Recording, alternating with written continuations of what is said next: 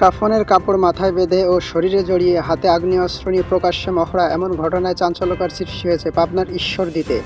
সোমবার 17 আগস্ট বিকেলে ঈশ্বরদী শহরে ঘটে যায় এই ঘটনা। বিভিন্ন প্রতিবেদনে বলা হয়েছে, সাবেক ছাত্রনেতা জুবায়ের হোসেন বাপ্পি নিজ বাড়ি থেকে কাফনের কাপড় পরা অবস্থায় আগ্নেয়াস্ত্র হাতে বের হয়ে শহরের প্রধান সড়ক দিয়ে ঈশ্বরদী থানা পর্যন্ত যান।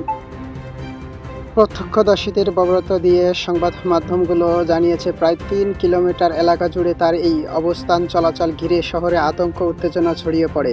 পরে তিনি থানার সামনে অবস্থান নেন। বাপ্পির দাবি, তাকে হত্যার হুমকি দেওয়া হয়েছে। পাশাপাশি মাদক ও সুদের কারবারি বিরুদ্ধে প্রতিবাদ জানাতে তিনি কাফনের কাপড় পরে অস্ত্র হাতে রাস্তায় নেমেছে বলে প্রতিবেদনে উল্লেখ করা হয়েছে। ঘটনা কেন্দ্র করে ঈশ্বরদী বিএনপি দুই পক্ষের মধ্যে উত্তেজনা তৈরি হয়েছে বলেও বিভিন্ন সংবাদ মাধ্যম দাবি করা হয়েছে। প্রকাশ্যে আগ্নেয়াস্ত্র হাতে এমন মহড়া ভিডিও সামাজিক যোগাযোগ মাধ্যমে ছড়িয়ে পড়লে বিষয়টি নিয়ে ব্যাপক আলোচনা শুরু হয়। এদিকে সংবাদ মাধ্যম জাগো নিউজের প্রতিবেদনে বলা হয়েছে, ঘটনার পর বাপ্পি পুলিশ হেফাজতে রয়েছেন। তবে এ ঘটনার আইনশৃঙ্খলা বাহিনীর পক্ষ থেকে পরবর্তী কী ব্যবস্থা নেওয়া হয়েছে তা নিশ্চিতভাবে জানতে সংশ্লিষ্ট কর্তৃপক্ষের বক্তব্য গুরুত্বপূর্ণ।